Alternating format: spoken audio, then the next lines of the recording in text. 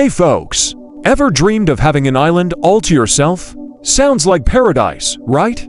But what if I told you there are islands out there so coveted that entire countries are willing to fight over them? That's right, my friends.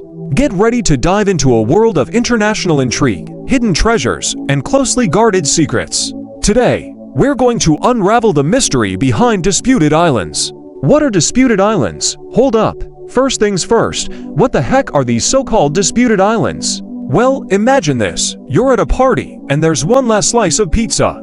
Everyone wants it, but no one knows whose it is. Well, disputed islands are like that pizza, but on a global scale. They're pieces of land, sometimes tiny, that two or more countries think are theirs.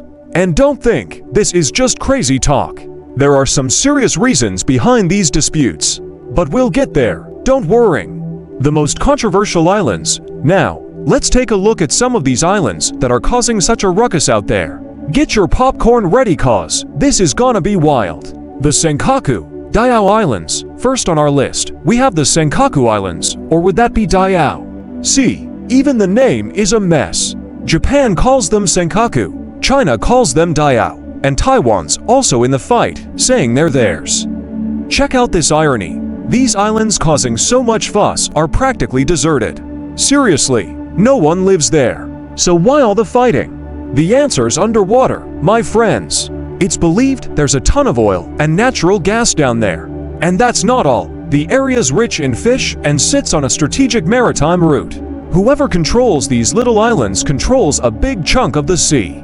Did you know that the Japanese government rents these islands from a private family? Yep, since 2012, Japan's been paying big bucks to maintain control. Can you imagine the price of that rent? The Kuril Islands, Northern Territories? Now, let's jump up north, right near Russia and Japan. There we find the Kuril Islands, or would that be the Northern Territories? Again, it depends on who you ask. These islands are a bit different from the others. They're inhabited, yes sir. About 20,000 people live there, mostly Russians. But it wasn't always like that.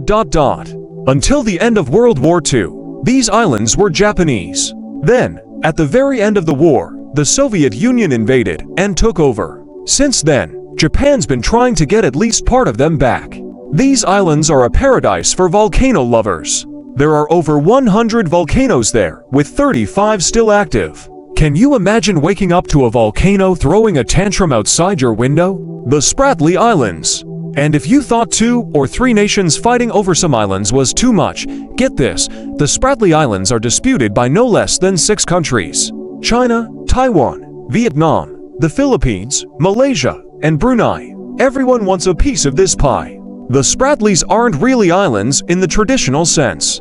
Most are just reefs or sandbars that you can barely see at high tide. But that doesn't stop countries from building military structures there. China, for example, is literally building artificial islands on top of these reefs. They dump a bunch of sand and concrete and, voila, a new island appears out of nowhere. Did you know that some of the Spratly Islands are the size of a football field? Yeah, you could have an international pickup game there. Why all the fighting? Okay, but why are these people fighting so hard over pieces of land that, in reality, aren't even that big? Well, my friends, the answer is, there's a lot at stake. 1. Natural resources. Many of these islands have oil, natural gas, and other valuable resources around them. 2. Strategic position. Controlling these islands means controlling important sea routes. 3. Exclusive economic zone. Each island gives the right to an area of 200 nautical miles around it, where the country can exploit resources. 4. National pride. Nobody wants to be the country that lost territory, right? 5. History and culture. Some of these islands have historical or cultural significance for the countries involved. Starting to make sense now. All this confusion? Consequences of these disputes. But hey, these fights aren't just hot air. There are serious consequences happening out there.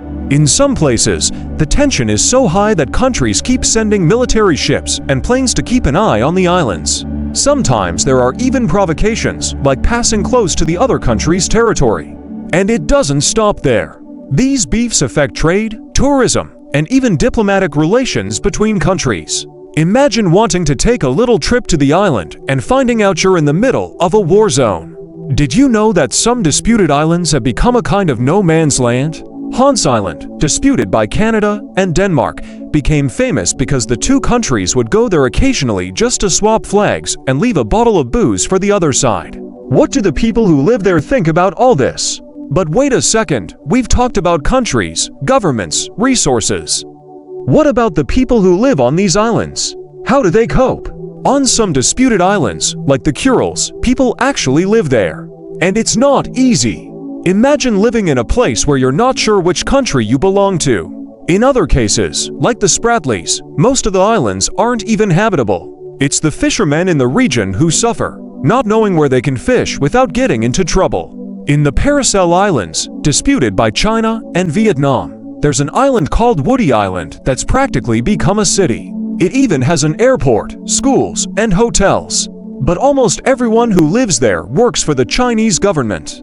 Attempts to resolve conflicts, okay, but can't they resolve this through talking? Like, call everyone for a round of beers and have a chat. Well, my friends, it's not for lack of trying. There's a ton of negotiation going on behind the scenes. The UN, for example, is always trying to cool things down in these beefs. Some ideas people have had: divide the islands between countries, create joint administration zones, leave the islands as neutral areas, exchange the islands for other things like money or other territories. But let's face it, it's not easy to get everyone to agree, is it? There was a case of a disputed island between India and Bangladesh that was resolved by the International Court of Justice. It's like taking it to a judge. In the end, Bangladesh got the island. Well, my friends, we've reached the end of our journey through the world's most disputed islands. Crazy stuff. Huh. We've seen that these disputes go far beyond little pieces of land in the middle of the sea. It's a mix of history, economics, politics, and even national pride. In the end, these islands remind us how the world is still full of mysteries and conflicts. Will we ever be able to resolve all these disputes? Or will there always be someone wanting to play king of the island? And you, what do you think about all this? Leave your opinion in the comments. If you liked the video, don't forget to leave that sweet like and subscribe to the channel for more mysteries of the modern world. Until next time, folks.